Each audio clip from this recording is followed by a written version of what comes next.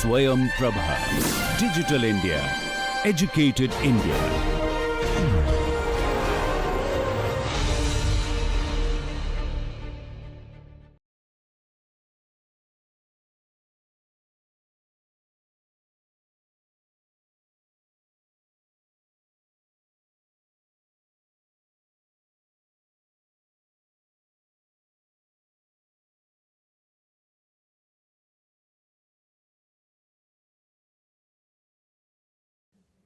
Well, students, मैं doctor Ajay Kumar Singh, faculty of law BHU.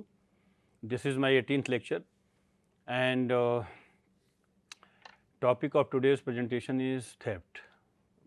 भारतीय न्याय संहिता 2023 के अंतर्गत थेफ्ट को, चोरी को किस रूप में परिभाषित और दंडनीय बनाया गया है, इसको इस लेक्चर के अंतर्गत समझने का प्रयास करेंगे कि भारतीय न्याय संहिता 2023 के अंतर्गत थेफ्ट की परिभाषा क्या है, चोरी की परिभाषा क्या है और उसके लिए पनिशमेंट क्या है, दंड क्या है, और माननीय उच्चतम न्यायालय के द्वारा जो इस पर महत्वपूर्ण निर्णय दिए गए हैं वो क्या है।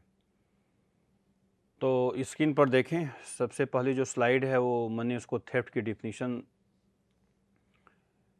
आप देखें स्क्रीन पर। थेफ्ट भारतीय न्याय संहिता की धारा 303 के अंतर्गत परिभाषित एवं दंडनीय बनाया गया है।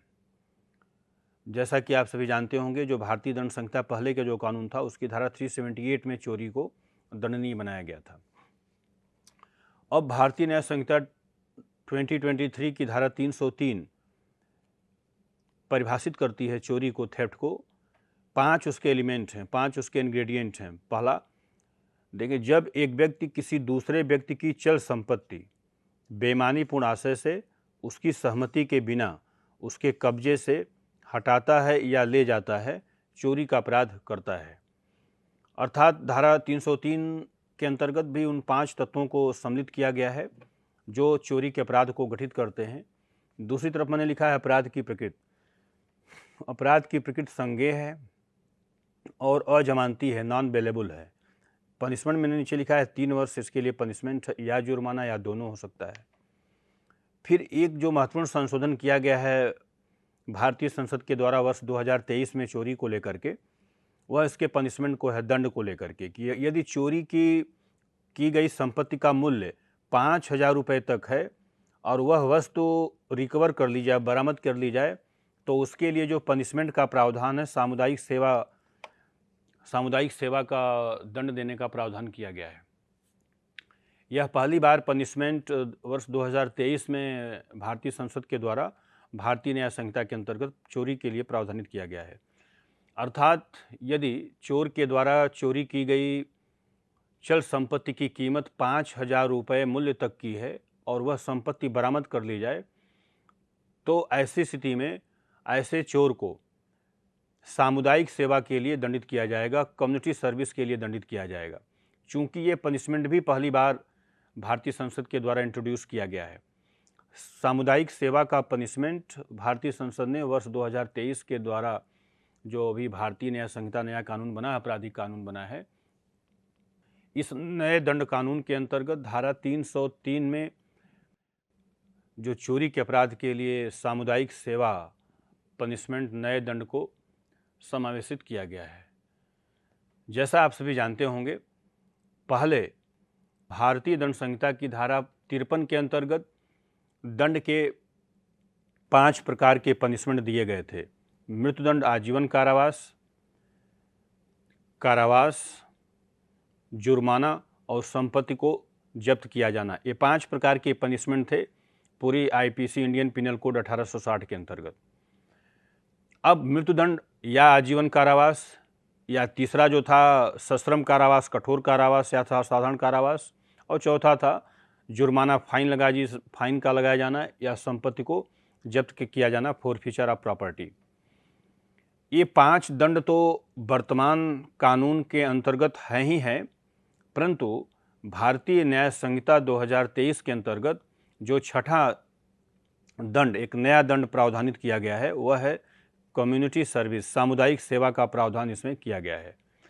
और ये प्रायः छोटे अपराधों के लिए, यदि अपराधी कोई छोटा अपराध करता है, जैसे कि ऐसा कोई चोरी जो 5,000 रुपये मूल्य तक की है, तो उसमें उससे दंडित करते हुए और समाज में कोई उसके लिए सामुदायिक सेवा, समाज की कोई सेवा करने के लिए, उदाहरण के तौर पर उसको कोई सफाई उसे नगर निगम के द्वारा किसी निश्चित महीने के लिए, निश्चित दिन के लिए सफाई कर्मी के रूप में अपनी सेवाएं देने के लिए कहा जा सकता है। तो इस प्रकार की सामुदायिक सेवा का पनिशमेंट पहली बार इस नए कानून के अंतर्गत किया गया है। या तो ऐसे अपराधी को सफाई कर्मी के रूप में नगर निगम कर सकती है, या ग्रामीण क्षेत्रों में ग्राम पंचायत ऐसे अपराधी को सामुदायिक सेवा का दंड के स्वरूप उससे ग्रामीण क्षेत्रों में सफाई के रूप में उससे कार्य ले सकती है। एक नया संशोधन इस नए कानून के अंतर्गत हुआ है। अब जैसा कि मैंने आपको बताया, चोरी के लिए 5 आवश्यक तत्व हैं। चल संपत्ति का होना, बेईमानीपूर्ण आशय का होना, सहमति के बिना चल संपत्ति को लेना और संपत्ति को कब्जे से हटाना। ये 5 एलिमेंट ठीक उसी प्रकार से सत्य हैं जैसे कि विज्ञान के यदि छात्र होंगे तो विज्ञान के जो साइंस के स्टूडेंट हैं वो जानते हैं कि हाइड्रोजन के 2 मॉलिक्यूल्स और ऑक्सीजन का मिलना हमेशा OH2O ही बनाता है, पानी बनाता है। और ठीक उसी प्रकार से इस चोरी के अपराध के लिए इन 5 तत्वों का मिलन जिस अपराध को जन्म देगा, जिस अपराध को गठित करेगा, उस अपराध का नाम है थेफ्ट, चोरी। अर्थात यह उतना ही सत्य है जितना कि मैंने हाइड्रोजन और ऑक्सीजन के उदाहरण के रूप में आपको मैंने बताया, वह पानी, वाटर बनाता है।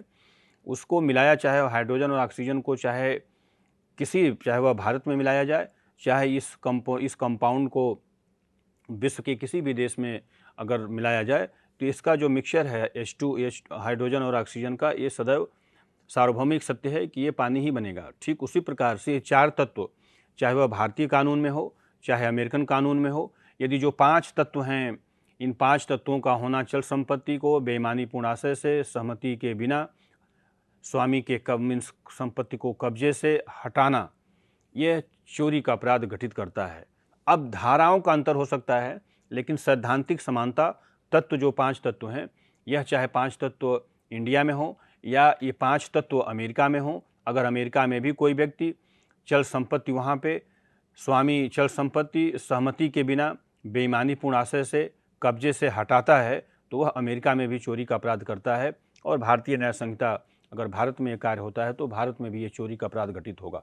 हमारे यहाँ इसको धारा 303 के अंतर्गत परिभाषित और दंडनीय किया गया है। वहाँ पर कोई दूसरी धाराओं में होगा, परंतु तत्व एलिमेंट यही होंगे। तो ये 5 तत्व चोरी के अपराध के लिए, जैसा कि मैंने आपको बताया। अब चल संपत्ति किसे कहेंगे चोरी के अपराध के प्रयोजनों के लिए, इसके लिए भी भारतीय न्याय संहिता की धारा 303 के प्रथम स्पष्टीकरण के अंतर्गत परिभाषित किया गया है, जिसको आप स्क्रीन पर देख सकते हैं। मैंने चल संपत्ति को इन 2 भागों में संक्षेप में बताने का प्रयास किया है। स्लाइड पर देखें। जैसे मैंने लिखा है कि भू आबद्ध पेड़ या वस्तु अचल संपत्ति है, परंतु जैसे ही भूमि से पृथक की जाती है वह चल संपत्ति है।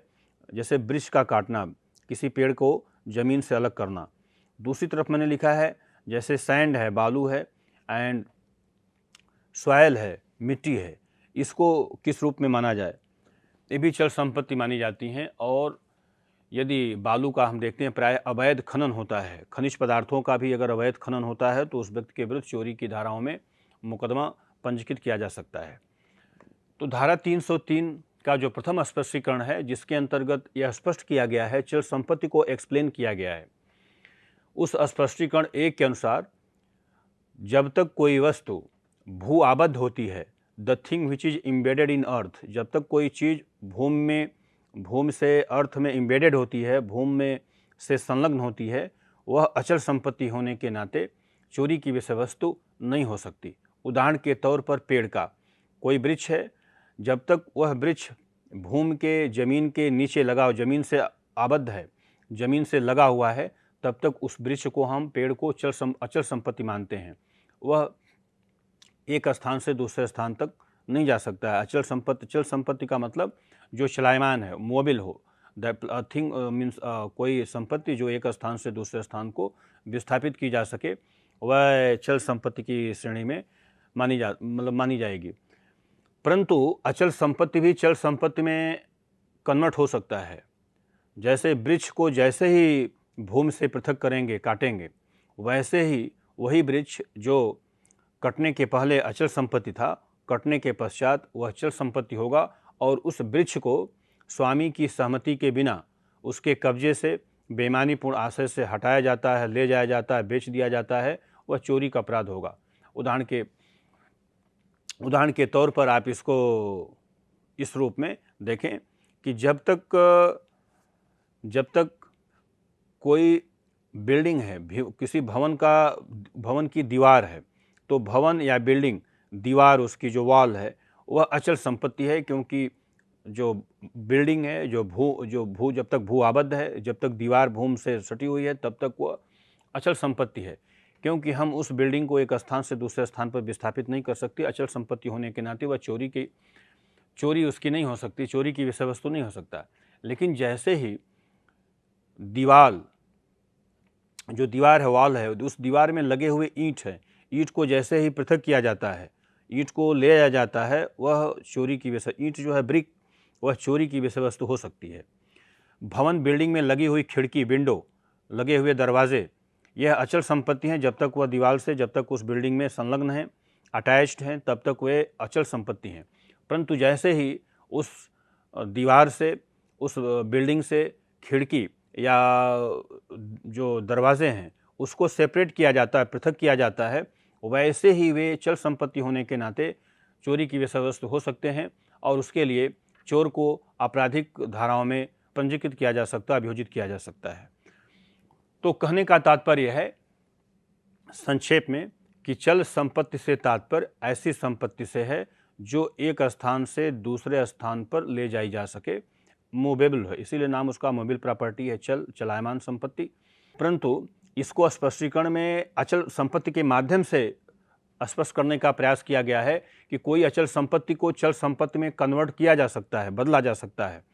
जैसे ही अचल संपत्ति को जमीन से, भूमि से अलग करेंगे, वैसे ही अचल संपत्ति चल संपत्ति में तब्दील हो जाएगी और चल संपत्ति में तब्दील होते ही यदि उसको सहमति के बिना और कब्जे से बाहर ले जाया जाता है तो वह चोरी, उस संपत्ति की चोरी मानी जा सकती है।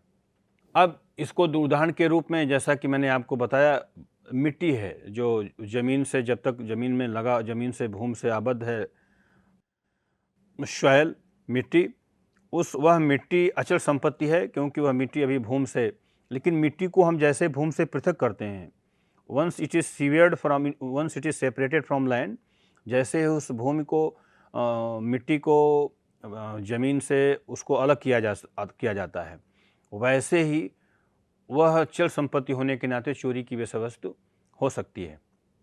जैसे उदाहरण के तौर पर एक व्यक्ति के द्वारा दूसरे व्यक्ति के खेत से, किसान के खेत से मिट्टी का निकाला जाना, तो यह उसकी सहमति के बिना भी है, चल संपत्ति भी है, कब्जे, उसके स्वामी के कब्जे से है, बेईमानीपूर्ण आशय से उसकी सहमति के बिना वो संपत्ति ले जाए, या चोरी का विषय वस्तु हो सकता है। ऐसे मामलों में जो सैंड होता है, बालू, नदी के किनारे जो बालू है, प्रायः प्रश्न आता है प्रतियोगी परीक्षाओं में कि जो नदी के किनारे का बालू है उसको यदि कोई व्यक्ति ले जाता है अपने फ़ायदे के लिए, वह तो किसी के कब्ज़े में नहीं है।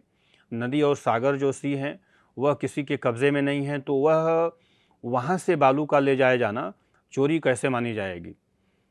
परंतु उसे भी चोरी माना जाएगा, इसलिए माना जाएगा जिस संपत्ति का कोई स्वामी नहीं है, उस संपत्ति का स्वामी, ओनर सरकार को माना जाता है कि अल्टीमेटली जो है गवर्नमेंट किसी भी प्रॉपर्टी की ओनर है। जैसे उदाहरण के तौर पर मैं अपनी भूमि का मालिक हूँ, मेरे पास यदि कुछ निश्चित लैंड है तो मैं उस भूमि का मालिक, स्वामी हो सकता हूँ, लेकिन उस लैंड का अंतिम स्वामी माना जाता है कि गवर्नमेंट है, स्टेट है। मैं कब्ज़ाधारी हूँ उस प्रॉपर्टी का और उसको उपभोग करने का अधिकारी हूँ, लेकिन मेरे ज़मीन के नीचे से यदि कोई गैस का रिसाव हो जाए, कोई गैस मिल जाए, प्राकृतिक गैस मिल जाए, या मेरे ज़मीन के नीचे से कोई पेट्रोलियम पदार्थ का मिलना, तो जैसे मेरी ही ज़मीन है, मैं उस पर काबिज़ हूँ, लेकिन मेरी ज़मीन के नीचे अगर पेट्रोल निकल आता है या कोई ऐसा पदार्थ निकल आता है, प्राकृतिक गैस कोई निकल आती है, तो उसी क्षण वह, उस पर जो कब्ज़ा होगा वो सरकार का कब्ज़ा माना जाता है। तो ऐसी स्थिति में मैं स्वामी होते हुए भी उस ज़मीन के नीचे के जो तत्व हैं, उस तत्व पर मेरा कोई मालिकाना हक नहीं है और जैसे ही उसमें खुदाई होती है मेरी ज़मीन पर, मेरी ज़मीन के नीचे से कोई यदि प्राकृतिक गैस मिल जाए, कोई पेट्रोलियम पदार्थ कोई इस प्रकार से मिल जाए, पेट्रोल का कोई स्रोत निकल आए, सोना कोई ऐसा है कि वहाँ पे कोई पुरातत्व विभाग की कोई मूर्ति निकल आए, स्टैचू कोई निकल आए, तो उस पर मेरा मालिकाना हक नहीं होगा। वह स्टेट के कब्ज़े में मानी जाती है कि वह स्टेट उसका मालिक है और किसी भी रूप में मुझे उस संपत्ति को, स्टेट को वापस करना होगा। तो कहने का तात्पर्य यहाँ पर यह है कि उस नदी के किनारे, समुद्र के किनारे का जो सैंड है, बालू है, उस पर भी अंतिम रूप से कब्ज़ा, वह संपत्ति भी कब्ज़े में किसके है? सरकार के कब्ज़े में है। और यदि उस बालू को सरकार की सहमति के बिना, लाइसेंस के बिना कोई वहाँ से ले जाता है तो वह चोरी का अपराध करता है, ये माना जाएगा और उसको दंडित किया जा सकता है। तो इसको इस रूप में समझने का प्रयास करें। वैसे फिशरीज़ हैं जो मछली का, अगर कोई मछली को भी माना गया कि जो फिश हैं ये भी चलायमान हैं एक स्थान से दूसरे। तो अगर किसी भी व्यक्ति, जो प्राइवेट व्यक्ति है, उसने अगर किसी तालाब में मछली पालन किया है, उस मत्स्य पालन में अगर उसकी फिशरीज़ को डाइवर्ट किया जाता है, कोई अपने बगल में ही दो किसान हैं, दोनों ने तालाब रखे हैं, दोनों ने तालाब बना करके उसमें मत्स्य पालन कर रहे हैं। अगर एक व्यक्ति उसमें से उसके तालाब से अब मछलियों को डाइवर्ट करके अपने तालाब में ले जाता है तो यह चोरी के अपराध के लिए उत्तरदायी होगा। क्यों? क्योंकि ये भी माना जाता है कि वह भी चल संपत्ति की श्रेणी में आती हैं, सहमति के बिना ले जाया जा रहा है, वह भी किसी दूसरे के कब्ज़े में है, उस किसान के कब्ज़े में है जिस किसान ने तालाब बनवाया है, तालाब में उसको मत्स्य पालन कर रहा हुआ उसके कब्ज़े में है। तो कब्ज़े से, सहमति के बिना उस चल संपत्ति को बेईमानीपूर्ण आशय से ले जा रहा है, उसको बेच करके वह उससे धनार्जन करेगा, लाभ अर्जित करेगा। ये पांचों तत्व कंप्लीट इसमें उपस्थित हैं, इसलिए उसे चोरी के अपराध के लिए अभियोजित और दंडित किया जा सकता है। ठीक इसी प्रकार से जैसा कि मैंने आपको बताया, चल संपत्ति के नाम पर प्रतियोगी परीक्षाओं में बहुत सारे दृष्टांत, उदाहरण पूछ करके उससे लीगल लायबिलिटी पूछी जाती है कि जहाँ पर क नामक व्यक्ति समुद्र के किनारे से, नदी के किनारे से बालू ले जाता है, उसको बेचता है, क ने कौन सा अपराध किया है, तो उसे चोरी के अपराध के लिए अभियोजित और दंडित किया जा सकता है। क्योंकि यद्यपि वह किसी प्राइवेट व्यक्ति के अधीन नहीं है, परंतु सरकार का कब्ज़ा माना जाता है। वह जिस भी ज़िले में नदी का बहाव होगा, उस ज़िले के जिलाधिकारी या उस एरिया के क्षेत्र के एसडीएम को यह पावर है कि उस व्यक्ति के खिलाफ एफआईआर करे। एफआईआर में जो एक धारा लगेगी वह आवश्यक रूप से चोरी की धारा होगी। अन्य और भी धाराएं होंगी कि सरकार के संपत्ति पर ट्रेसपास करना, अतिचार करना, कई लोगों ने मिलकर किया है तो उस पर और भी धाराएं लगेंगी। लेकिन एक आवश्यक रूप से जो अपराध होगा वह अपराध यहाँ पर थेफ्ट माना जाएगा, चोरी माना जाएगा। अब चल संपत्ति के बाद दूसरा इस पर जो इम्पॉर्टेंट, इसका चोरी के अपराध के लिए दूसरा इम्पॉर्टेंट तत्व है वह है बेईमानीपूर्ण आशय। इसको स्क्रीन पर देखें। बेईमानीपूर्ण आशय को धारा 2(7) में डिफाइन किया गया है। Dishonest intention. अब ऑनेस्ट जो इंटेंशन है, डिसऑनेस्ट कब होगा, आशय डिसऑनेस्ट कब होगा, बेईमानीपूर्ण कब होगा, ये धारा 2(7) में बताया गया है। जैसा कि मैंने इसको स्लाइड में लिखा हुआ, mens rea, mental element, guilty mind. Mens rea को नीचे मैंने लिखा रॉन्गफुल लॉस, धारा 237 में डिफाइन किया गया है। रॉन्गफुल गेन सेक्शन 238 में डिफाइन किया गया। दूसरी तरफ मैंने लिखा हुआ है सेक्शन 24 आईपीसी का, इंडियन पिनल कोड में इस चीज़ को, पहले बेईमानीपूर्ण आशय को आईपीसी की धारा 24 में डिफाइन किया गया था, इसलिए मैंने उसको पहले के कानून को भी, अभी जितनी भी केस पढ़ेंगे आईपीसी के ही पढ़ेंगे। क्योंकि दूसरा मैंने लिखा है गुड फेथ। गुड फेथ में अगर काम किया गया है तो वह चोरी नहीं माना जाता। सद्भावपूर्वक गलती से अगर हो गया है तो इसको समझने का प्रयास करते हैं कि स्क्रीन पर जैसा कि मैंने लिखा है रॉन्गफुल लॉस, रॉन्गफुल गेन। कोई भी कार्य को चोरी के अपराध के अंतर्गत लाने के लिए यह आवश्यक है कि वह चल संपत्ति को कब्जे से सहमति के बिना बेईमानीपूर्ण आशय से हटाया गया हो। और बेईमानीपूर्ण आशय से किया गया कार्य कब कहा जाएगा, जब वह कार्य किसी को सदोष लाभ पहुंचाता हो और उस कार्य से किसी को हानि पहुंचाई जा रही हो। तो सदोष लाभ और सदोष हानि, इसके दो इसेंशियल इंग्रेडिएंट हैं, wrongful gain and wrongful loss. So ये जो दो इसेंशियल कंपोनेंट हैं, यह डिसऑनेस्ट इंटेंशन के लिए परम आवश्यक तत्व हैं। कोई भी किसी भी व्यक्ति का आशय डिसऑनेस्ट तब होगा, बेईमानीपूर्ण तब कहा जाएगा, जब वह कार्य वो अपने फायदे के लिए कर रहा हो और उसके उस कार्य से किसी दूसरे को नुकसान हो रहा हो, तो ये कार्य माना जाएगा कि बेईमानीपूर्ण आशय से किया जा रहा है। रॉन्गफुल शब्द का जोड़ा जाना, रॉन्गफुल गेन, रॉन्गफुल लॉस। सदोष लाभ मतलब जो लाभ अर्जित कर रहा व्यक्ति, वह लाभ अर्जित करने के लिए विधितः वह हकदार नहीं है, लॉफुली एंटाइटल नहीं है, and in spite of that he is getting something from others पर, मीन्स किसी अन्य व्यक्ति से वह कुछ प्राप्त कर रहा है, और अन्य व्यक्ति से जो वह प्राप्त कर रहा है उसके लिए विधिक रूप से वह हकदार नहीं है पाने के लिए। तो इसे हम सदोष लाभ कहते हैं, जहाँ पर कोई व्यक्ति दूसरे के कीमत पर अपने को लाभान्वित करता है और उस लाभान्वित होने से कोई दूसरा व्यक्ति को हानि हो रही है, लॉस हो रहा है। तो इस सदोष लाभ और सदोष हानि इस अपराध के लिए बहुत ही मतलब बेईमानीपूर्ण आशय के लिए दो परम आवश्यक तत्व माने जाते हैं।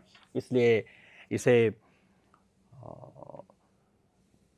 परम आवश्यक तत्व, सबसे मोस्ट अगर कहा जाए कि 5 तत्वों में मोस्ट सिग्निफिकेंट तत्व कौन सा है, तो most significant, most important element of theft is dishonest intention. यदि आशय डिसऑनेस्ट है, बेईमानीपूर्ण आशय है, तभी उसे हम चोरी के कृत्य के अंतर्गत लाएंगे। तो उदाहरण के तौर पर इसको ऐसे समझें कि जहाँ पर कोई व्यक्ति मंदिर में, अगर किसी मंदिर में जाता है, मंदिर में दर्शन करने के लिए जाता है, दर्शन करने के पश्चात वो मंदिर से बाहर आता है और अपना उसका जो शूज़ है, जो अपना जूता, किसी दूसरे व्यक्ति का जूता उसी कलर का अपना समझ करके वो पहन के चला आता है, तो यहाँ पर वह ऐसे कार्य को चोरी के श्रेणी में नहीं रख सकते जब तक कि ये दर्शित न होता हो कि बेईमानीपूर्ण उसका आशय। अब बेईमानीपूर्ण आशय उसका कैसे यहाँ पर नहीं करेंगे। उदाहरण के तौर पर अगर वह व्यक्ति जो मंदिर में दर्शन करके बाहर आता है, उसका कोई बहुत फटा हुआ शूज़ है या कोई बहुत ही कम कीमत का शूज़ है और महंगे शूज़ को उसके बदले में वह किसी महंगे जूते को पहन कर आता है, तो यहाँ पर उस व्यक्ति के आशय को कानूनी मान सकती है कि उस व्यक्ति का जो आशय है, इंटेंशन है, वह दूषित है, वह दुराशय है, दूषित आशय के साथ उसने उस कृत्य को किया होगा। या ऐसे ही नशे की हालत में होते हुए और जहाँ पर कि व्यक्ति के कार्य के लिए नशे मतलब उस मतलब मानसिक आशय उसका एक आवश्यक तत्व के रूप में हो, गलती से नशे में होते हुए वह व्यक्ति अपना सामान छोड़कर दूसरे का सामान, जो उसको कोई वस्तु लाता है, वह वस्तु की समानता लगभग वह वस्तु उसी के प्रकृति की है, तो वहाँ पर तो वह उसका लाभ ले सकता है कि उसे माना जाएगा कि ये मिस्टेक ऑफ फैक्ट है, गलती से उसने अपनी वस्तु को, जैसे छाता है, अम्ब्रेला है, अगर अम्ब्रेला को अपना छोड़कर दूसरे का अम्ब्रेला लेके आए तो मान लिया जाएगा कि ये चोरी नहीं है, ये उसे ऐसे कार्यों के लिए आपराधिक रूप से दायित्व नहीं ठहराया जा सकता है। परंतु वस्तु की कीमत में अंतर होना, अपनी कोई सस्ती वस्तु को छोड़कर वो बहुत महंगी वस्तु को लाना, प्रायः ऐसा कर रहा है, ये चोरी के अपराध के लिए उसका आशय उसी क्षण ड्यूबियस माना जाएगा, उसी क्षण उसका दूषित आशय माना जाएगा जिस क्षण उसने अपनी कोई सस्ती वस्तु के स्थान पर कोई महंगी वस्तु लाया होगा। ये बेईमानीपूर्ण आशय की परिधि में इसको मानते। अब नेक्स्ट इसका तत्व जो देखें, मैंने स्क्रीन पर लिखा है, क्या स्वयं की वस्तु की चोरी। स्लाइड में मैंने उसको दो तरफ, प्रायः प्रश्न प्रतियोगी परीक्षाओं में पूछा जाता है कि क्या किसी व्यक्ति को अपनी ही वस्तु की चोरी के लिए उत्तरदायी ठहराया जा सकता है, तो उत्तर होगा हाँ। देखिए, किसी व्यक्ति को उसे अपनी ही चल संपत्ति वस्तु की चोरी के लिए उत्तरदायी ठहराया जा सकता है। उदाहरण के तौर पर मैंने इसको दो दृष्टांत बताए हैं कि जहाँ एक व्यक्ति ने अपनी घड़ी मरम्मत के लिए दिया है, मरम्मत की धनराशि दिए बिना अपनी ही घड़ी को दुकानदार से लेता है, वह चोरी का अपराध करता है। दूसरा दृष्टांत है कि जहाँ कोई व्यक्ति अपनी कोई वस्तु को गिरवी रखा हुआ, प्लेज किया हुआ है, गिरवी भी एक प्रकार से प्लेज किया है और गिरवी रखी गई वस्तु का गिरवी रख कर के अपनी वस्तु को प्लेज किया है, उस वस्तु के बदले में पैसा लिया है, उस पैसे का भुगतान किए बिना यदि वह व्यक्ति अपनी ही संपत्ति को वापस लेने का प्रयास करता है, चोरी का अपराध माना जाता है। अब यह दृष्टांत उदाहरण जो है वह धारा 303 बीएनएस में भी दिया गया है और पहले जो भारतीय दंड संहिता की धारा 378 था, 378 था, जिसमें चोरी को परिभाषित किया गया था, दंड परिभाषित किया गया था, उस धारा 378 में भी इस दृष्टांत, दो दृष्टांतों के माध्यम से ये बताने का प्रयास किया गया था कि किसी भी व्यक्ति को यह अधिकार नहीं है कि अपने ऊपर शोध्य धनराशि को भुगतान किए हुए अपनी ही संपत्ति को किसी भी व्यक्ति से बिना उसका कीमत चुकाए हुए वापस लेना यह अपराध माना जाएगा। और चूंकि चोरी का अपराध कब्जे के विरुद्ध है, न कि स्वामित्व के विरुद्ध है, इसीलिए ही स्वामित्व और कब्जे में अंतर है। तो स्वामित्व के विरुद्ध कोई व्यक्ति का स्वामी होना, संपत्ति का स्वामी होना और संपत्ति को कब्जे में होना, दोनों अलग अलग बातें हैं। यह आवश्यक नहीं, चोरी के अपराध के लिए आवश्यक नहीं है कि वह चल संपत्ति किसी स्वामी के कब्जे में ही हो। अगर वह संपत्ति किसी भी स्वामी न रहते हुए भी अगर वह संपत्ति किसी व्यक्ति के कब्जे में है तो उसे बेईमानीपूर्ण आशय से लिया जाए, चोरी का अपराध माना जाता है। अब चूंकि दो दृष्टांत इस भारतीय न्याय संहिता 2023 के अंतर्गत भी दिए गए हैं कि जहां पर एक व्यक्ति अपनी घड़ी मरम्मत करने के लिए, रिपेयर करने के लिए दुकानदार को देता है कि जिससे कि वह दुकानदार उसकी घड़ी को रिपेयर कर दे और उसके लिए वह 500 रुपये बताता है कि इस घड़ी के रिपेयरिंग में 500 रुपये खर्च होगा। अब घड़ी जिस व्यक्ति का है वह 500 रुपये का भुगतान किए बिना घड़ी दुकानदार से बलपूर्वक ले लेता है। यहाँ पर चोरी के 5 तत्व कैसे उपस्थित होंगे, कैसे इसको माना जाए कि वह कृत्य चोरी के परिभाषा में आता है, तो हमें देखना होगा कि क्या चोरी के लिए जो 5 तत्व हैं, एलिमेंट हैं, वह इस समस्या में फुलफिल होते हैं या नहीं होते हैं। तो पहला है घड़ी चल संपत्ति है, दूसरा सहमति के बिना अर्थात उस दुकानदार की सहमति के बिना घड़ी चल संपत्ति है, दुकानदार की सहमति के बिना ली जा रही है, घड़ी उस दुकानदार के कब्जे में है और अब उसे बेईमानीपूर्ण आशय से लिया जाता है, बेईमानीपूर्ण आशय से हटाया जाता है। ये 5 तत्व होने चाहिए। अब यहाँ पर माना जाए कि क्या घड़ी मेरी है, मैं अपनी ही घड़ी के चोरी के लिए उत्तरदायी होऊंगा, मेरा आशय कैसे दूषित आशय है, कैसे इसमें बेईमानीपूर्ण आशय है। तो इसको ये माना जाएगा कि जिस क्षण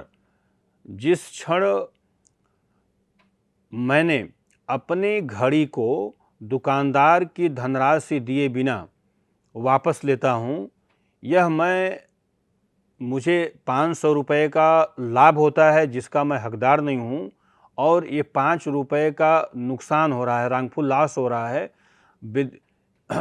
सदोष मैं हानि पहुँचा रहा हूँ उस दुकानदार का जिसने उस घड़ी को मरम्मत करने में अपने श्रम, अपने लेबर को लगाया है। तो यहाँ पर घड़ी का स्वामी होते हुए भी घड़ी चूँकि कब्जे में दूसरे व्यक्ति के है, चल संपत्ति भी है, उसकी सहमति के बिना मैं अपनी घड़ी ले रहा हूँ और धनराशि का भुगतान किए बिना मैं ले रहा हूँ, तो मुझे यह आर्थिक लाभ, मुझे यह 500 रुपये का रॉन्गफुल गेन हो रहा है जिसका मैं एंटाइटल नहीं हूँ और उस दुकानदार को 500 रुपये का लॉस हो रहा है, इसलिए वह दुकानदार उस घड़ी के लिए चोरी के अपराध में मुकदमा पंजीकृत कर सकता है, लगा सकता है और ये कार्य चोरी की परिभाषा के अंतर्गत आएगा। दूसरा ठीक उसी प्रकार से दृष्टांत जो दिया गया है भारतीय न्याय संहिता की धारा 303 के अंतर्गत, जैसे एक किसान जिसे पैसे की कुछ आवश्यकता है, वह अपनी घड़ी या सोने की चेन किसी सुनार के पास गिरवी रखता है और उसके बदले सुनार से पैसे लेता है। गिरवी रखने का तात्पर्य यहाँ से एक प्रकार का ट्रांजैक्शन है, एक प्रकार का दो पक्षों में एक प्रकार से एग्रीमेंट है। गिरवी रखना, प्लेज रखना, अर्थात किसी चल संपत्ति को, जब कोई चल संपत्ति के बदले कोई कुछ पैसा लिया जाए और उस पैसे के विरुद्ध चल संपत्ति एक प्रकार से गारंटी है, प्रतिभूत है कि चल संपत्ति रखते हुए उसके बदले में कोई धनराशि लिया जाए। इस संव्यवहार को विधिक भाषा में हम गिरवी की संज्ञा देते हैं। और जब कभी भी उस धनराशि को उस चल संपत्ति का स्वामी जमा करेगा तो ऐसा व्यक्ति जिसने, जो गिरवीदार है, जिसने प्लेज किया है, उस पैसे को प्राप्ति के पश्चात चल संपत्ति वास्तविक स्वामी को देने के लिए बाध्य है। यहाँ पर यदि किसान के द्वारा निश्चित समय पर यदि वह धनराशि वस्तु के बदले जिसने गिरवी रखा है किसान ने, अगर सुनार के पास उस पैसे का भुगतान करने के लिए जाता है, पैसा देता है और वह संपत्ति अगर नहीं वापस की जाती है तो वह अपराध है। परंतु यदि किसान उस चल संपत्ति को गिरवी रखा है, परंतु एक दिन जाता है किसान सेठ के सुनार की दुकान में और प्रवेश करता है और अपनी घड़ी और अपने चेन को बलपूर्वक उठाकर वहाँ से ले जाने लगता है। ऐसी स्थिति में वह घड़ी स्वामी, चेन का मालिक, कानून की नज़र में एक अपराध करता है। और इसीलिए यह कहा जाता है कि कोई भी व्यक्ति स्वयं की संपत्ति की चोरी के लिए उत्तरदायी ठहराया जा सकता है। इन्हीं दो परिस्थितियों में, दो संदर्भों में ऐसे कार्य को चोरी की संज्ञा दी जाती है कि जहां जब तक प्लेज की गई धनराशि को वापस नहीं किया जाता, अपनी ही संपत्ति को, चल संपत्ति को सहमति के बिना कब्जे से लेना, बेईमानीपूर्ण आशय से लेना, यह चोरी का अपराध माना जाएगा और उसे चोरी के लिए दंडित किया जा सकता है। तो एक सबसे महत्वपूर्ण बात यह हो गई कि स्वयं की वस्तु की चोरी के लिए किसी व्यक्ति को उत्तरदायी ठहराया जा सकता है। और ये परीक्षाओं में ये प्रश्न अगर पूछे जाते हैं तो उसको दृष्टांत के साथ और धाराओं का उल्लेख करते हुए कि भारतीय न्याय संहिता 2023 की धारा 303 के अंतर्गत ऐसे कार्य को चोरी की श्रेणी में रखा गया है और उसे दंडित की अधिकतम 3 वर्ष का कारावास या जुर्माना या दोनों से दंडित किया जा सकता है। अब नेक्स्ट देखते हैं, चोरी के लिए कब्जा का होना आवश्यक है। पोजीशन का होना चोरी के अपराध के लिए आवश्यक है। इसको स्क्रीन पर देखें, मैंने दो भागों में इसको डिवाइड किया है। कब्जे को कब्जा वर्सेस स्वामित्व लिखा हुआ है, पोजीशन एंड ओनरशिप, पालतू जानवर, फिर मैंने लिखा है वर्सेस सड़क के जानवर। तीसरा मैंने लिखा है, थर्ड लिखा है राष्ट्रीय राजमार्ग पर सोने की चेन का पाया जाना। राष्ट्रीय राजमार्ग पर कोई वस्तु का पाया जाना, इसे कैसे हम चोरी की परिधि में मानेंगे, चोरी मानेंगे या नहीं मानेंगे। दूसरी तरफ मैंने लिखा है यदि चल वस्तु कब्जे में नहीं है तो चोरी नहीं है। यद्यपि चल संपत्ति है परंतु वह कब्जे में न होने के कारण उस कार्य को चोरी में नहीं माना जा सकता है। पहला तत्व जैसे कि मैंने लिखा है कब्जा बनाम स्वामित्व। किसी भी संपत्ति पर एक ही समय में कब्जा होना, संपत्ति पर कब्जा होना और संपत्ति को स्वामी के अधीन होना, ये दो अलग अलग बातें हैं। संपत्ति का स्वामी, उदाहरण के तौर पर यदि मकान मालिक अपने मकान को नौकर के सहारे छोड़कर किसी धार्मिक यात्रा पर जाता है, यद्यपि उस मकान पर तात्कालिक कब्जा उस मकान मालिक का नहीं है, क्योंकि मकान मालिक अपने मकान को नौकर के सहारे छोड़कर 500 किलोमीटर दूर किसी धार्मिक स्थल पर गया है 1 महीने के लिए। अब उस मकान में यदि उसके चल संपत्ति, उसकी स्कूटर या उसकी बाइक को कोई व्यक्ति उठा ले जाता है तो क्या यहाँ पर चोरी माना जाए? यदि इसमें प्रावधान, कानून में प्रावधान किया गया होता कि चल संपत्ति, किसी व्यक्ति के द्वारा चल संपत्ति बेईमानीपूर्ण आशय से सहमति के बिना, स्वामी की सहमति के बिना स्वामित्व से बाहर ले जाया जाए तो चोरी का अपराध होगा। तो ऐसी स्थिति में फिर वह जो मालिक है, जो धार्मिक यात्रा पर गया हुआ स्वामी है, मकान का मालिक है, अपनी ही वस्तु की चोरी के लिए अपनी वस्तु के खो जाने पर चोरी के मुकदमा नहीं लगा सकता है, क्योंकि और ऐसी स्थिति में हो सकता है, संभव है कि नौकर ही उसको सामान उठवा दे और नौकर को अपराधिक, चूंकि स्वामी के विरुद्ध, स्वामित्व के विरुद्ध अपराध है और नौकर के विरुद्ध यह अपराध कब्जे के विरुद्ध अपराध नहीं है, तो ऐसे कार्य को आपराधिक दायरे से बाहर रखने के समान माना जाता। इसीलिए जानबूझ करके विधायिका के द्वारा स्वामित्व न रख करके बल्कि कब्जा, अब इस केस में चूंकि नौकर के कब्जे में वह मकान है, 15 दिन या 1 महीने के लिए जब तक मकान मालिक गया धार्मिक यात्रा पर, तब तक वह जो मकान है वह मकान नौकर के कब्जे में है। वो बाइक पर कब्जा उस समय नौकर का है और उस नौकर के रहते हुए उसके कब्जे से उसकी सहमति के बिना चल संपत्ति ले जाई जा रही है, चोरी का अपराध माना जाएगा। तो इसीलिए जो है चोरी का अपराध है, ये कब्जे के विरुद्ध है, पोजीशन के अगेंस्ट है, स्वामित्व के विरुद्ध नहीं है। दूसरी बात, प्राय यह प्रश्न पूछे जाते हैं, दृष्टांत दिया है धारा के अंतर्गत, धारा 303 में दृष्टांत भी दिया हुआ है। पालतू जानवर जो पेट एनिमल्स होते हैं और जो सड़क पे जो स्ट्रीट डॉग्स होते हैं, जो सड़क पे जानवर टहल रहे होते हैं, उदाहरण के तौर पर एक व्यक्ति जिसके पास गाय है, घर में रखी हुई गाय, या कोई व्यक्ति जो कुत्ता पाला हुआ है, उस कुत्ते को कोई व्यक्ति बिस्किट के सहारे या कोई अस्त्र के सहारे, अपने बिस्किट के सहारे उस कुत्ते को अपने पीछे लेकर जाता है। कानून की नज़र में ये माना जाता है कि वह चोरी का अपराध करता है, क्योंकि जो पालतू जानवर हैं वह किसी व्यक्ति के कब्जे में है, उस व्यक्ति के, उस जानवर का जो मालिक है उसके कब्जे में है, उसकी सहमति के बिना वह चल संपत्ति है।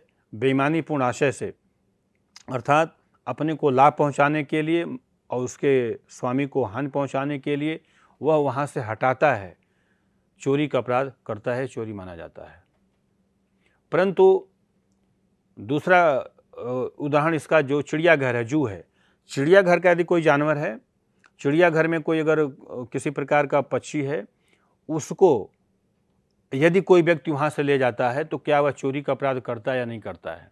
तो कानून ये मानती है कि चिड़ियाघर से, यदि जू से या किसी एनिमल जो पार्क हैं वहाँ से किसी जानवर का ले जाया जाना, किसी पक्षी का ले जाया जाना भी चोरी के अपराध की श्रेणी में आएगा। कारण क्या है कि कोई भी जानवर या पक्षी चल संपत्ति मानी जाएगी।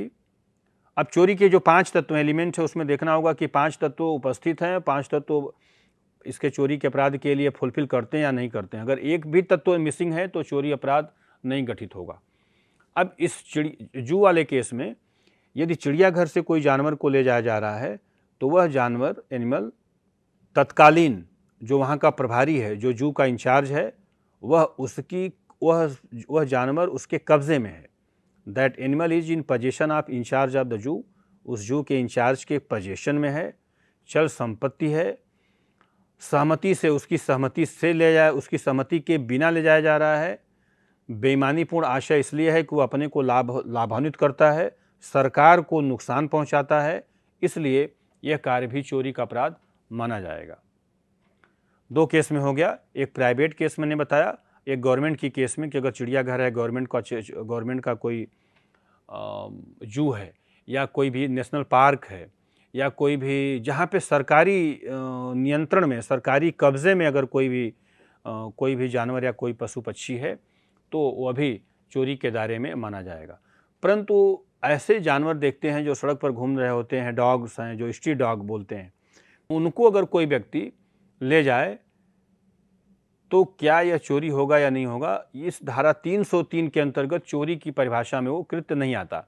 कारण उसका है कि वह चल संपत्ति तो माना जाए, लेकिन एक तत्व इसमें जो मिसिंग, अनुपस्थित है, वह तत्व है कि वह जो सड़क पर चलते हुए जानवर हैं या कुत्ते हैं वह किसी के कब्जे में नहीं है और न तो उस पर न तो कब्जे में है, न तो सहमति के बिना, उनको सहमति के बिना न भी मान लिया जाए, लेकिन कब्जा न होना अपना फ़ायदा भी हो रहा है, किसी व्यक्ति को कोई व्यक्ति ले जा रहा है, उसके फ़ायदा उसका फ़ायदा हो रहा है। सहमति के बिना होना, इसमें कोई सहमति है नहीं, क्योंकि उसका कब्जे में कोई उसका मालिक नहीं है। तो एक तत्व अनुपस्थित है, कब्जा पोजीशन का न होना ऐसे कार्य को चोरी के परिभाषा से अलग कर देगा। तो चोरी के कार्य के लिए 5 तत्वों का होना परम आवश्यक है। एक तत्व भी यदि अनुपस्थित है तो उस कार्य को चोरी नहीं माना जाएगा। इस दृष्टांत के माध्यम से मैंने ये बताने का प्रयास किया है। राष्ट्रीय राजमार्ग पर जैसे सोने की चेन का पाया जाना, राष्ट्रीय राजमार्ग पर कोई चल संपत्ति है, कोई घड़ी गिर गई है और नेशनल हाईवे पर कोई व्यक्ति जा रहा है, वो घड़ी पा जाता है और वह घड़ी ले आकर के बेच लेता है, बेचकर पैसा ले लेता है। ऐसे कार्य को भारतीय न्याय संहिता की धारा 303 के अंतर्गत चोरी के अपराध के लिए श्रेणी में नहीं रखा जाता, परंतु इसका एक कदापि अर्थ नहीं है कि वह कार्य अपराध नहीं है। वह कार्य अपराध है, वह उस कार्य को आपराधिक दुर्विनियोग माना जाता है। सड़क पर पाई हुई किसी भी मूल्यवान वस्तु को, किसी भी चल संपत्ति को, किसी भी घड़ी या किसी भी चेन का पाया जाना, पाने वाले व्यक्ति का यह विधिक कर्तव्य है कि वह पुलिस को सूचना दे और उस संपत्ति को पुलिस के हवाले करे, और पुलिस उस व्यक्ति का जो उसका वास्तविक स्वामी है वह प्रकाशन के माध्यम से या सूचना के माध्यम से खोजने का प्रयास करेगी। लेकिन किसी भी व्यक्ति को सड़क पर भी यदि कोई चल संपत्ति पाता है तो उसे अपने पास रखना और उसे बेचकर अपने फायदे के लिए उपयोग करना, यह अपराध माना जाता है, इसलिए वह अपराधी होगा। अब नेक्स्ट इसको देखते हैं, स्त्री धन की चोरी। स्त्री धन की चोरी, स्त्री को प्राप्त उपहार, और दूसरी तरफ मैंने लिखा है पति भी चोरी के लिए अपराधी होगा। इसको प्रायः पुस्तकों में ऐसा लिखा गया है कि हिंदू विधि के अंतर्गत पति पत्नी एक ही शरीर हैं, और पति पत्नी एक ही शरीर होने के नाते जो हिंदू माइथोलॉजी है, जो धर्मशास्त्र है कि पति पत्नी को एक माना जाता है, एक दूसरे के पूरक हैं। परंतु कानून यहाँ पर लॉ जो है वह ऐसे दर्शन को, ऐसे फिलॉसफी को नकारता है। दर्शन शास्त्र में पति पत्नी एक हो सकते हैं, समाजशास्त्री दृष्टिकोण से पति पत्नी एक हो सकते हैं, लेकिन कानून की नज़र में इन आई ऑफ लॉ दोनों अलग अलग व्यक्तित्व हैं। स्त्री और पुरुष, पति और पत्नी दोनों अलग अलग अस्तित्व हैं, दोनों अलग अलग व्यक्ति हैं। धार्मिक शास्त्रों में या दर्शन शास्त्र में पति पत्नी एक दूसरे के पूरक या एक ही माने जा सकते हैं, परंतु कानून उनको एक नहीं मानती। कानून उनको दो अलग अलग पर्सन मानती है, दो अलग अलग व्यक्ति मानती है। यदि पत्नी भी विवाह में कोई उपहार पाती है, जो कुछ भी उपहार पाती है पत्नी, उसे हिंदू कानून के अंतर्गत, हिंदू लॉ के अंतर्गत स्त्री धन माना जाता है, स्त्री धन की संज्ञा दी जाती है। यह बहुत ही प्राचीन एक कॉन्सेप्ट है और वर्तमान में उसको कानून के माध्यम से भी अधिनियमित कर दिया गया है कि जो विवाहिता स्त्री है, जो कुछ भी उपहार में, गिफ्ट में वह गिफ्ट स्वरूप पाती है, पैसा, कोई चल संपत्ति, कोई आभूषण, वह सब की मालकिन, सबकी वह स्वामिनी है। मतलब she has absolute ownership, she has absolute right to enjoy that property which she has received as a gift.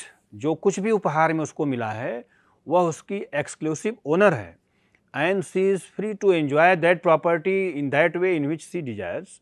जैसे चाहे उस संपत्ति को वह उसको उपभोग करे, उसको एंजॉय करे। पति के द्वारा यदि पत्नी के आभूषण को, पत्नी के उपहार को बेच दिया जाए तो यहाँ पर पति भी पत्नी की उस चल संपत्ति की चोरी के लिए उत्तरदायी होगा।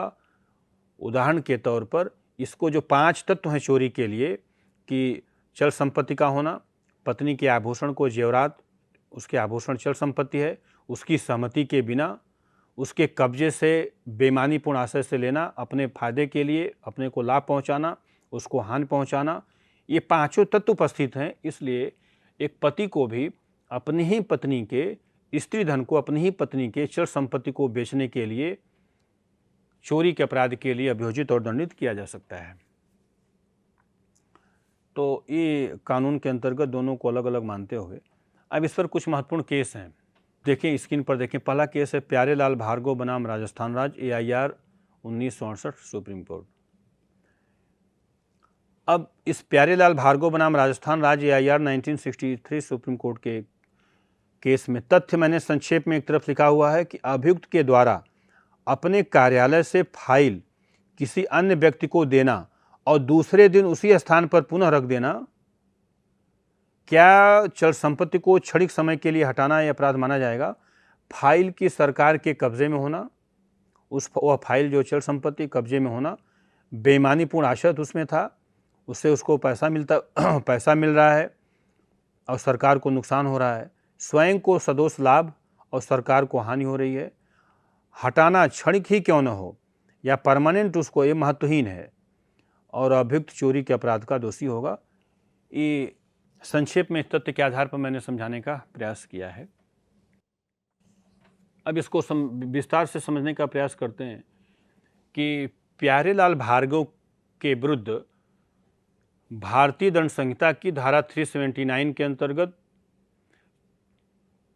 सरकारी फाइल को सरकारी कार्यालय से सरकार की अनुमति के बिना सरकार के कब्जे से बेईमानीपूर्ण आशय से सदोष लाभ और सदोष हानि कारित करने के लिए चोरी के लिए अभियोजित किया गया था। अभियुक्त का न्यायालय के समक्ष यह तर्क कि अभियुक्त यद्यपि सरकारी फाइल को किसी दूसरे व्यक्ति को उपलब्ध कराया, परंतु उस सरकारी फाइल को ले जा कर के उसी अलमारी में दूसरे दिन उसी स्थान पर रख देता है।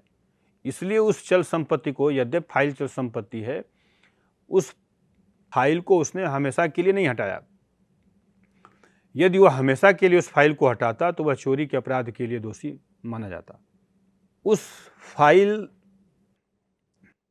के भीतर कुछ पन्ने, कुछ पेजेस का फाड़ा जाना और उस अलग से उस फाइल में पेज को जोड़ा जाना और पुनः उस फाइल को दूसरे दिन ले आकर के उसी स्थान पर रख देना। अब इसमें उच्चतम न्यायालय को यह डिसाइड करना था कि क्या इस कार्य को चोरी माना जाए या नहीं माना जाए। और चोरी माने जाने के लिए मैंने जैसा कि आपको बताया 5 तत्वों का होना आवश्यक है। चल संपत्ति का बेईमानीपूर्ण आशय से सहमति के बिना कब्जे से हटाना, यह चोरी माना जाता है।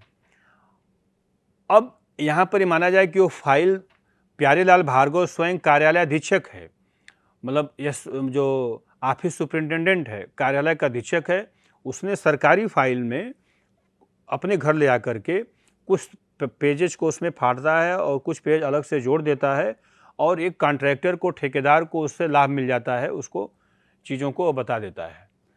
क्या अब यहाँ पर यह अभियुक्त का यह तर्क कि जो 5वां तत्व है, 5वां तत्व इस केस में संपत्ति का हटाया जाना, यह चूंकि पूर्ण नहीं होता, ये मान में लिया जाए कि वह चल संपत्ति है, सरकार के कब्जे में है, सरकार के सहमति के बिना ले जाया गया, लेकिन चोरी के अपराध के लिए 5 तत्वों का होना आवश्यक है। अगर एक तत्व भी अनुपस्थित है तो वह चोरी नहीं माना जाएगा। अभियुक्त का यह तर्क कि वह तो हटाया ही नहीं गया। हटाए जाने का तात्पर्य यहाँ पे कि उस संपत्ति को हमेशा के लिए चोर अपने फायदे के लिए उपयोग कर लिया हो।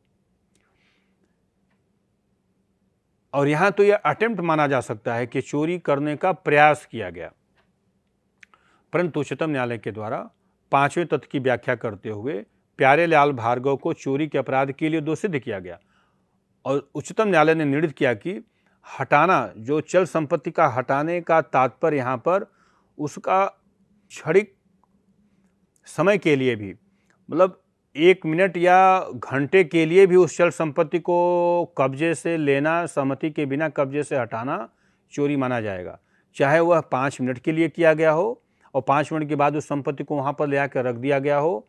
इससे कोई फर्क, ये महत्वहीन है, चोरी मानी जाएगी।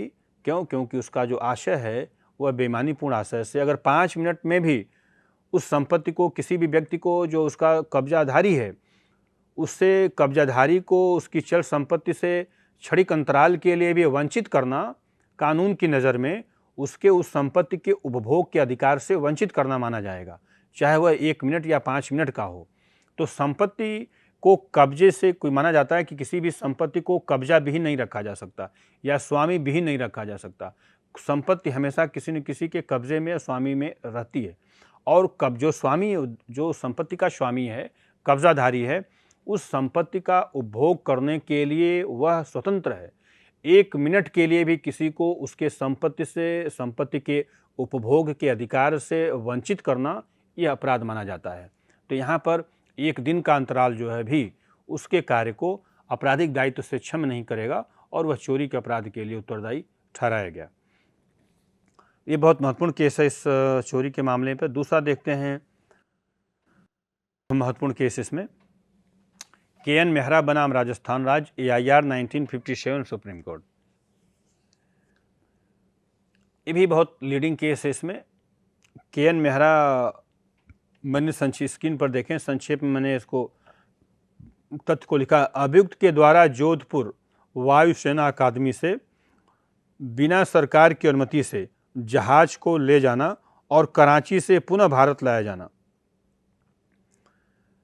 यह चोरी माना जाएगा। दूसरी तरफ मैंने लिखा है कि जहाज जो है, जो एयरक्राफ्ट है, वह सरकार के कब्जे में है, सरकार के कब्जे में, एयरफोर्स के कब्जे में है। एयरफोर्स एकेडमी के इंचार्ज की सहमति के बिना बेईमानीपूर्ण आशय से चल संपत्ति है उसे ले जाया गया, हटाया गया, चोरी का अपराध घटित है। पांचों एलिमेंट चोरी के लिए, 5 जो एलिमेंट हैं वो 5 एलिमेंट फुलफिल करते हैं। अतः के.एन. मेहरा को चोरी के अपराध के लिए उत्तरदायी ठहराया जा सकता है। इसका तथ्य, के.एन. मेहरा, इस बाद में एक घटना घटित हुई कि के.एन. मेहरा और फिलिप्स को किसी एक जोधपुर स्थित वायुसेना अकादमी में, ये सब एयरफोर्स कैडेट हैं, मतलब वायुसेना, जोधपुर वायुसेना में ये ट्रेनिंग ले रहे हैं, प्रशिक्षण ले रहे हैं फ्लाइट को, जहाज को उड़ाने के लिए।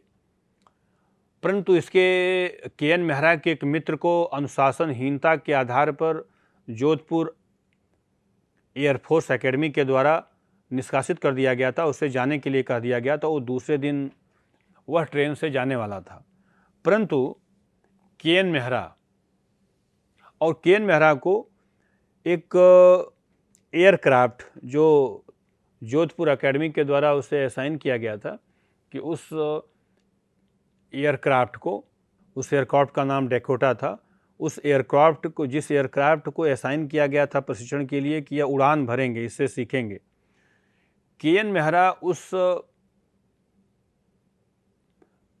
एयरक्राफ्ट को न उड़ा करके बल्कि दूसरे एयरक्राफ्ट को, अकादमी से दूसरी जहाज को लेकर के वह वहाँ से सरकार की अनुमति के बिना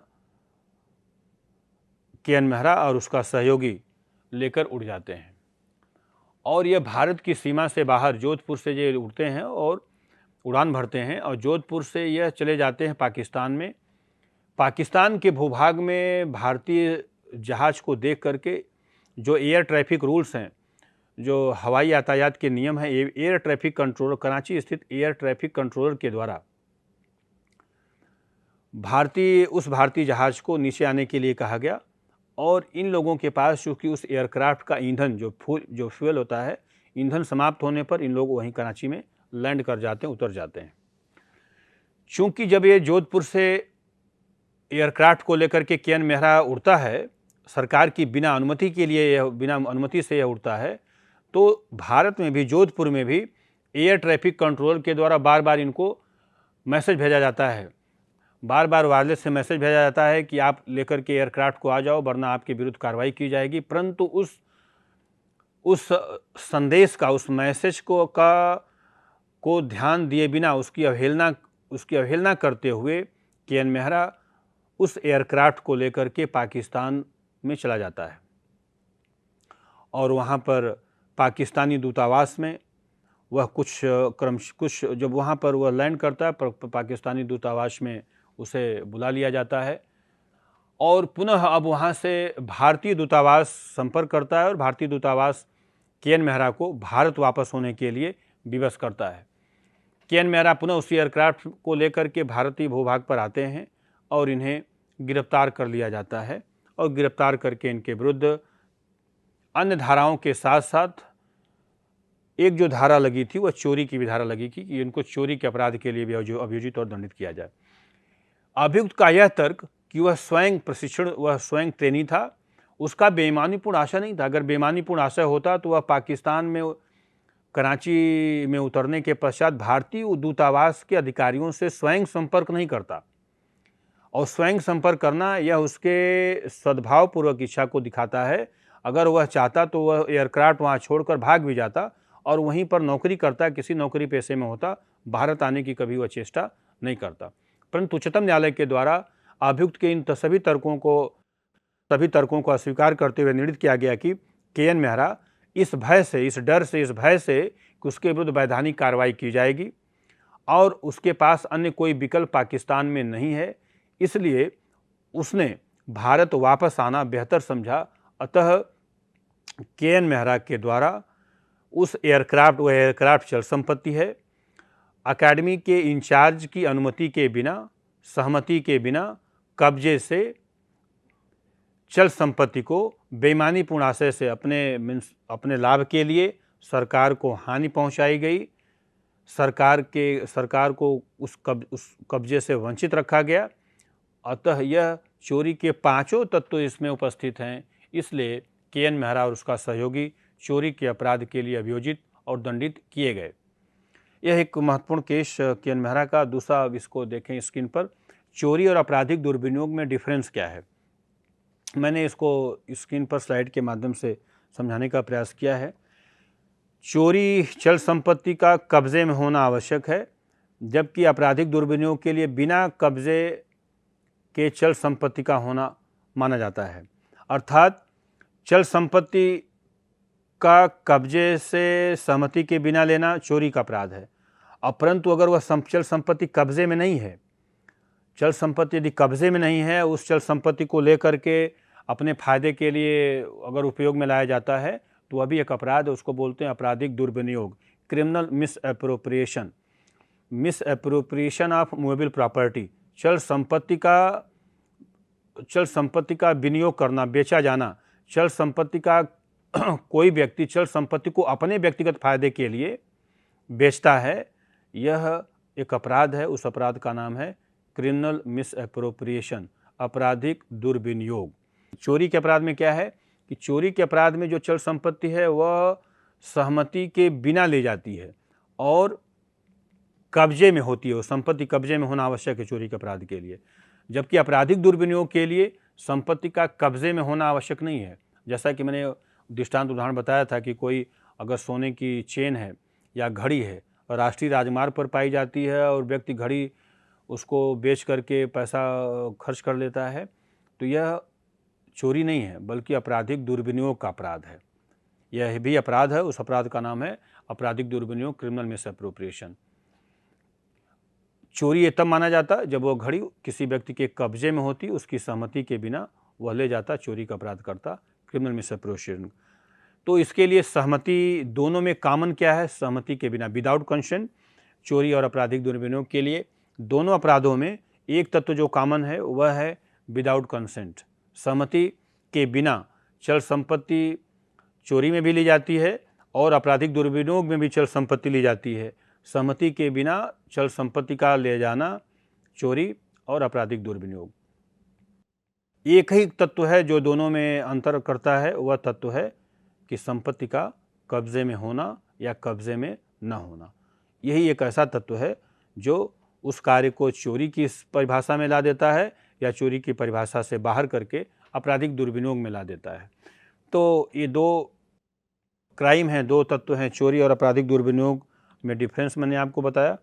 अतः इस रूप में मैंने आपको भारतीय न्याय संहिता 2023 के अंतर्गत धारा 303 में परिभाषित चोरी के अपराध, थेफ्ट की परिभाषा, चोरी के 5 तत्व, चल संपत्ति का सहमति के बिना कब्जे में सदोष बेईमानीपूर्ण आशय से लेना चोरी का अपराध घटित होता है, संज्ञेय अपराध है, अजमानती है, मैक्सिमम पनिशमेंट 3 वर्ष का है और इसमें एक नया जो संशोधन हुआ सामुदायिक सेवा का प्रावधान किया गया पनिशमेंट में। विस्तार से मैंने आपको बताने का प्रयास किया, इस आशा उम्मीद के साथ कि चोरी से संबंधित चोरी के जो तत्व हैं किसी भी प्रतियोगी परीक्षा में या किसी भी एग्जामिनेशन में अगर पूछा जाएगा तो आप इस थेफ्ट के दृष्टांत को और इस पे संबंधित उच्चतम न्यायालय के महत्वपूर्ण केस को आप लिख पाएंगे और विस्तार से चर्चा कर पाएंगे। इसी आशा और उम्मीद के साथ मैं इस व्याख्यान को यहीं समाप्त करता हूँ। थैंक यू, धन्यवाद।